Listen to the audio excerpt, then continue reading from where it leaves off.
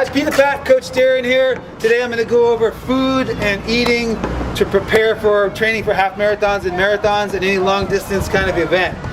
Basically, you're going to want to focus on plant-based, whole plant-based foods. And I say that because those are the foods that are going to give you the best bang for the buck in terms of nutrition and energy. So in the long run, you're going to want to make sure your diet consists of mostly whole plant-based foods. If you stray off the path a little bit, then you try to get back that as much as possible, you're going to have the best performance diet that you can have. To give you some example of that, the Kenyan runners, who are known as some of the best runners, if not the best runners in the world, they eat 87% of their foods come from carbohydrates, 13% from fat, and 10% from protein. And that's pretty close to the ratio that you're going to hit if you're eating mostly plant-based foods. It's just naturally going to happen that way. It's going to be about 10% protein, it's going to be about 10% fat, and it's going to be about 80 to 90% carbohydrates.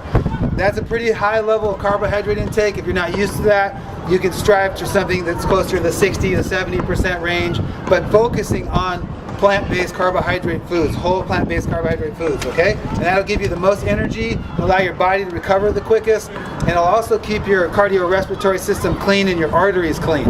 It'll help your blood flow better and help you get nutrients to your working muscles. So don't overthink the science behind it if you don't want to, but just focus on lots of colorful fruits and vegetables, grains, nuts and seeds, legumes like beans and lentils, and you're going to have all the energy you need. Obviously, there's other variations on that, and there's some processed foods that fall into those categories that are okay occasionally, but don't focus on those foods. Don't even worry about focusing on protein. Protein is going to be naturally met. Your protein needs are going to be naturally met by getting whole plant-based foods, so don't focus on it. I know a lot of people ask questions and want to know about how to get protein. Where do I get my protein? By getting enough protein.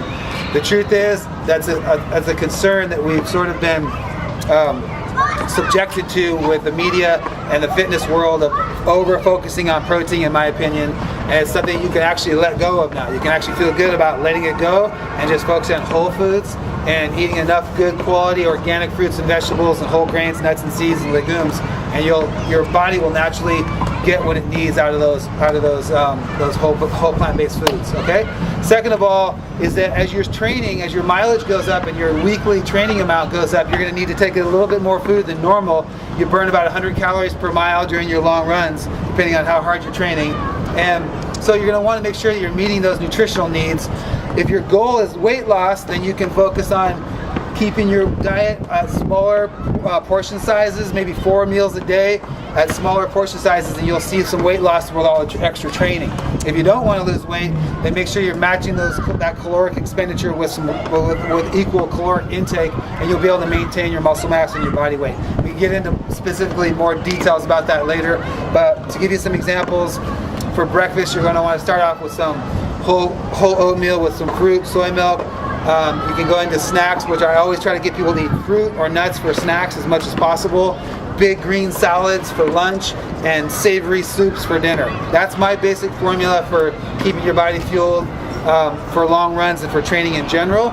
So if you can't get a big green salad in for lunch, you can use a green smoothie for breakfast. You get in your greens and your fruit that way.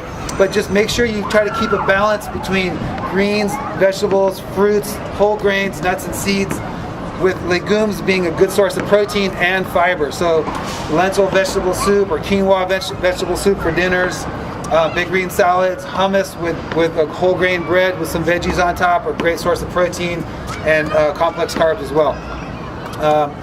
Omega-3 fats, you want to make sure you're getting a serving or two of either greens, which you can get a lot of omega-3s from, or nuts and seeds from flax, chia, hemp seeds, or pumpkin seeds that you can put in your smoothie or sprinkle on your salads. That'll give you lots of protein and some healthy fats for your body to recover, for your joints to feel good and feel lubricated, and also for your mind to feel energized and ready to go for your next run.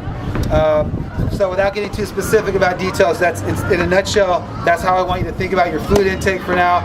And feel free to email us, go to PETA.org/run, and we'll be talking to you soon. Thanks a lot.